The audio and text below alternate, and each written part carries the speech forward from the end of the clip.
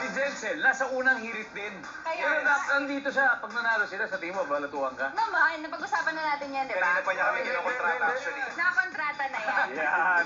Good luck. Top 4 na lang hinahanap natin, okay? Times 3. Ang value na ba tamang sagot? Good luck, Chef. Denzel, here we go.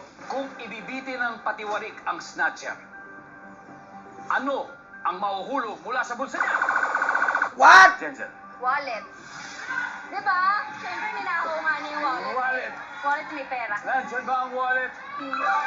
I have no idea what's the question all about. Tayo, Chef. Denzel, for the final and password play. Play! Let's go, Sparkly host. Let's go! Let's do this, Rain.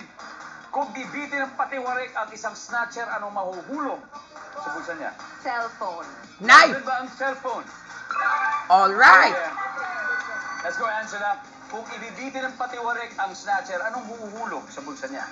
Relo. Watch it! Watch us. May relo. Meron. All right. One match for the win. Kung ibibitin ng patiwarik ang snatcher, ano kayo mahuhulog sa bulsa niya? Weapon. Weapon.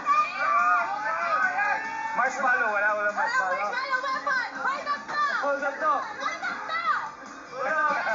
Kaloy, ano kaya? Wala na. Ha? O kaya, sandata. Sandata!